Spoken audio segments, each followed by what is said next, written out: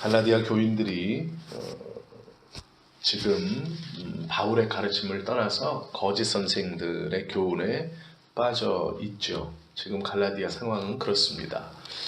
이미 할례라는 것을 시행한 성도들이 나타나기 시작했고, 또 이 할례의 문제는 율법의 종이 된다, 자유하게 된 율법에서 그 율법의 무게를 다시 맨다라는 뜻도 있습니다.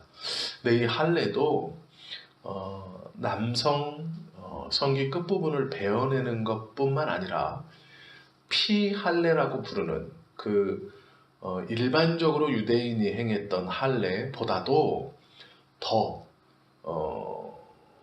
셌던 할례가 있습니다. 그것을 피할례라고 불렀는데요. 이 피할례는 표피를 베어내는 것이 아니라 성기 자체를 잘라내는 할례도 있었습니다. 그래서 그러한 것을 가지고 구원을 이루고 자신의 믿음을 증명하려고 하는 사람들이 나타나기 시작했죠. 갈라디아 교인들은 아직은 그렇게 피할례당이라고 부르는 것들은 나타나진 않았지만, 많은 사람들이 구원의 확신이 나에게 있음을 스스로에게 그리고 남에게 증명하기 위해서 이 할례를 받았죠. 그런데 이 할례를 받는다는 것은, 바울은 단순히 성기 끝을 표피를 조금 잘라내는 행위가 아니라 율법의 무게를 다시 짓는 것이다, 율법의 무게를 다시 지는 것이다 라고 해서 반대하는 겁니다. 단순히 몸에 어떤 흔적을 남기는 거라면 바울이 이렇게 반대하지 않았을 수 있습니다. 그러나 몸의 끝에 표피를 조금 베어내는 그것은 단순히 그냥 몸에 흉터가 생기는 정도가 아니라 율법, 이것을 다시 짓고 구원을 통해 하나님이 허락하신 구원을 얻는 방법인 믿음을 부정하는 것이 될 수도 있기 때문에 바울이 반대하는 것이죠. 즉, 우리가 그냥 신경 쓰지 않는 작은 어떤 변화나 성경적인 것, 복음 아닌 것에 작은 확신을 가지려고 하는 것들이 우리 생각에는 그럴 수도 있지 라고 하는 그것이 어쩌면 신앙의 큰 방해가, 또 하나님의 구원 계획과는 전혀 다른 것이 될 수도 있다라는 것이죠. 오늘 10절부터 12절까지의 말씀에 보면 바울이 갈라디아 교인들을 향해서 다른 마음이라는 단어를 씁니다. 바울이 말한 다른 마음이란 무엇일까? 예수 그리스도의 마음이 아닌 다른 마음이죠. 즉, 예수님을 믿고 의지하는 마음이 아니라 다른 것을 가르치죠. 믿음으로 그리스도를 영접하면 성령이 그 마음에 임재하셔 우리의 생명을 주관하시죠. 또한 우리가 비록 그 성령님의 음성을 무시하고 잠시 다른 길로 갈 수 있습니다. 그렇다고 해도 성령께서 우리를 영원히 떠나시는 것이 아니죠.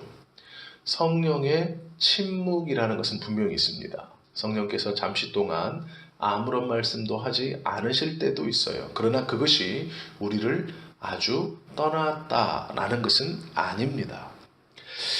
계시록에 보시면 라오디게아 교회에 편지할 때 예수님께서 그 라오디게아 교회에게 뭐라 그러시냐면, 네가 차든지 덥든지 둘 중에 하나를 선택해라 라고 권면하시면서, 보라, 내가 문 밖에서 서서 두드리노니 이 두드리는 것을 듣고 문을 열면 내가 그에게로 들어가 그는 나와 더불어 먹고 나도 그와 더불어 먹을 것이다 말씀이 있어요.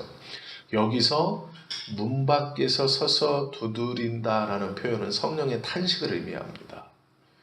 우리의 마음이 하나님께 다시 돌아갈 수 있도록, 처음에는 뜨거웠던 교회, 복음 안에 충만했던 라오디게아 교회, 그 라오디게아 교회가 타성에 젖어지고 복음이 무뎌졌을 때 성령께서 그의 마음을 다시 두드리신다는 거예요.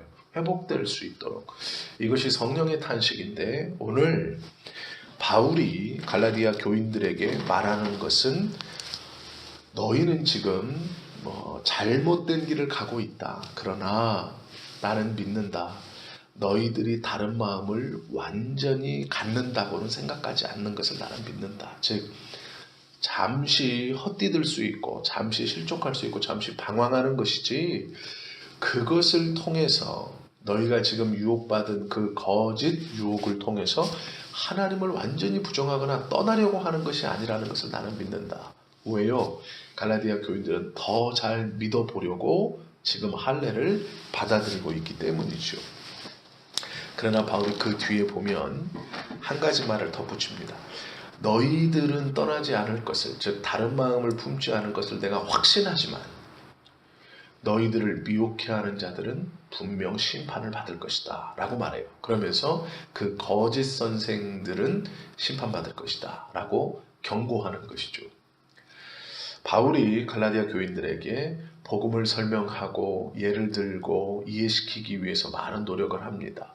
그리고 감정에도 호소하고, 그 다음 이제 너희들은 하나님을 완전히 떠나려고 하는 것이 아니라는 것을 내가 안다. 그러나 너희들을 그렇게 미혹하고 거짓 복음을 전해준 그 사람들은 분명 하나님의 심판이 있을 것이다 라고 말하면서, 하나님의 이름으로 왔다고 자기들이 표현하지만 가짜 그리스도의 선지자들과 선생들과 성도들을 분리하는 것을 우리가 보게 됩니다.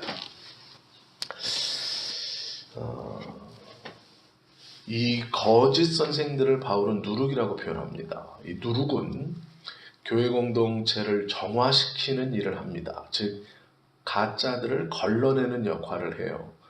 즉 이 거짓 선생들로 말미암아 가짜 믿음들이 걸러지게 된다는 것이죠. 그러나 이 누룩은 교회를 망하게는 하지 못하죠. 교회를 넘어지게는 하지 못합니다. 하나님께서는 이 누룩도 교회를 정결케 하는 도구로 사용하실 뿐이지, 그것을 가지고 온 교인들을 망하게 하고 하나님의 사랑과 은혜와 복음의 구원에서 떠나게 하는 것은 하나님께서 허락지 않으신다라는 것이죠. 갈라디아 교인들은 이 거짓 선생들의 가르침에 빠져서 지금 잠시 잘못된 길을 가고 있지만, 그들을 완전히 하나님께서 포기하시고 그들도 복음에서 완전히 떠나는 것은 아니다. 나는 그것을 믿는다. 이렇게 말하는 것이죠. 왜 그러냐? 우리의 믿음의 보증은 만유보다 크신 하나님의 사랑에서 기초하고 있기 때문입니다. 그것은 어떠한 것으로도 흔들리는 것이 아니죠. 바울은 11절에서요. 할례 때문에 내가 핍박을 받았다 이렇게 말합니다. 너희들이 지금 믿고 있는 그 할례, 너희들이 구원의 방법이라고 믿고 있는 그 할례를 내가 전했다면 지금까지 나는 핍박받지 않았을 것이다. 그러나 나는 할례가 구원에 있어서 무의미한 것이라는 것을 전했기 때문에 지금까지 유대인들에게 핍박을 받고 있다. 이렇게 가르쳐요. 그게 무엇이냐면, 복음과 할례는 하나님을 더 잘 믿는 도구가 아니라 분명히 차이가 나는 것이라는 것이죠. 11절에서 내가 지금까지 할례를 전하면 어찌하여 지금까지 핍박을 받으리요. 그리하였으면 십자가에 거치는 것이 그쳤을 것이다. 즉 이 말입니다. 내가 예수님의 복음을 전하면서 지금 너희가 받아들이고 있는 할례까지도 같이 전했다면 나는 아무런 꺼리낌이나 핍박을 받지 않았을 것이다. 왜? 십자가와 할례를 같이 전하기 때문에 모든 이들이 좋아했을 거라는 거예요. 그러나 나의 복음 전함에 할례가 없기 때문에 여태까지 나는 핍박을 받아왔고, 그리고 지금도 핍박을 받고 있다라는 것이죠. 갈라디아 교회에 들어온 거짓 선생들의 정체는 이 십자가의 도를 흐트러뜨려서 하나님의 백성들을 구원해서 떨어지게 하는 매우 위험한 것이죠. 할례가 구원에 아무런 역할을 하지 못하고, 할례 받고자 하는 자는 단순히 육신의 어떤 표를 갖는 게 아니라 율법의 종으로 다시 떨어져야 하기 때문에 바울이 그것을 전하지 않은 것이죠. 복음을 전하는 자들은 그리스도에 대한 믿음 때문에 그것을 전하는 것이죠. 그리고 오로지 그 믿음으로 구원을 얻고 그 믿음으로 구원의 확신을 갖는 것이죠. 믿음 때문에 아브라함과 같은 약속의 자녀가 될 수 있는 것이죠. 그것은 어떤 표나 내가 무엇을 행해서가 아니라 하나님의 사랑에서 시작된 구원의 믿음, 그 구원의 믿음을 우리가 재단하거나 판단하지 않고 믿는 것. 왜? 그것이 하나님의 사랑에서 기원되어진, 시작되어진 구원의 유일한 길임을 알기에 그것을 믿는 것이죠. 그것이 성경의 가르침입니다. 이것이 옳고 그름을 생각해 보라는 게 아니에요. 옳고 그름을 생각해 봐서 너희의 생각에 이해가 되는 것을 선택하라가 아닙니다. 구원의 길은 오로지 하나님의 사랑에서 시작되었다는 것을 믿어라 라고 하는 것이죠. 그러면 나는 믿는다고 생각했는데 하나님이 선택하지 않은 것은 아닌가? 아니요, 그렇지 않아요. 내가 믿는다고 하는 그것 자체를 성령께서 내 안에서 일으켜 주셔야 하는 것이에요. 그렇기 때문에 우리가 입술로 고백하고 마음으로 믿어 의에 이른다라고 말씀하세요. 의심하여 의에 이르는 게 아니에요. 믿고 고백하며 의에 이르는 겁니다. 12절에서 이렇게 말하죠. 너희를 어지럽게 하는 자들이 스스로 베어 버리기를 원하노라. 이렇게 말해요. 이제 그만 떨쳐내라. 거짓 유혹에서 벗어나라. 그 거짓 선생들을 교회에서 제하라. 이렇게 말하죠. 또 이 말은 하나가 더 있습니다. 그게 무엇이냐면요. 할례를 하느니 차라리 어떤 지방의 이방인의 풍습대로 그냥 성기를 잘라버리는 게 낫다. 이렇게까지 지금 도전하고 있는 겁니다. 갈라디아 교인들에게 이렇게 말하는 거예요. 할례를 받느니 거세를 해라. 너희 지역의 특정 민족이 하는 그 거세를 차라리 행해라. 왜요? 그 거세는 볼 때는 징그럽고 말도 안 되는 짓이지만 그것은 율법의 종으로 떨어지는 행위가 아니기 때문에 그래요. 차라리 거세하는 게 낫다라는 거예요.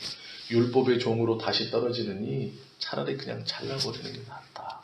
바울이 이렇게까지 이야기하는 것이죠. 오히려 그것이 더 의로워질 수 있다라는 바울의 풍자입니다. 이렇게 하라는 게 아니에요. 풍자하는 거예요.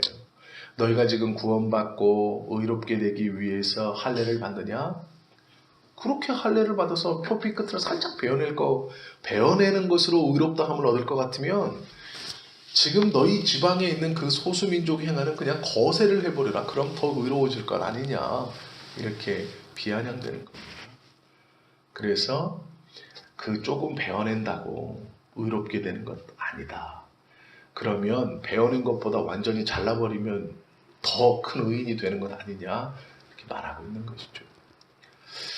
우리가 우리의 삶에서 하나님의 뜻을 잘 이루고자 아니면 우리 스스로 조금씩 타협하는 어떤 신앙의 부분들, 믿음의 부분들, 이 정도는 괜찮을 거야, 이것은 괜찮을 거야 라고 생각하는 우리의 신앙의 행태들과 작은 타협이 오늘 이 바울이 가르치는 율법과 복음의 차이, 보여지는 것은 표피 끝을 살짝 베는 것이고 잘라내는 것이고 그것이 무슨 문제가 될 것이냐라고 생각하지만 그것을 시작으로 율법의 종이 되고 결국 하나님께서 베풀어 주신 구원의 방법을 전혀 다르게 어기고 거역하는 행위가 되는 것처럼 우리들이 생각할 때 조그마한 타협들, 작은 변화들, 성경을 떠나 조금씩 타협하고 왜곡하는 그 행동들이 하나님의 말씀을 정면으로 거부하게 되는 너무나 큰 잘못과 죄악을 몰고 올 수 있다라는 것이죠. 그래서 오늘 하루도 우리가 살아가면서 적당히 하나님, 내가 하나님의 가르침은 말씀은 이건 줄 알지만 이렇게 살짝 변화시키면 더 효율적이고 더 능동적이지 않습니까? 라고 생각하는 잘못된 습관들, 또 신앙의 모습들, 행태들, 작은 타협들도 하나님 앞에서 온전히 바로잡는 오늘 하루 되시기를 예수님의 이름으로 축원합니다.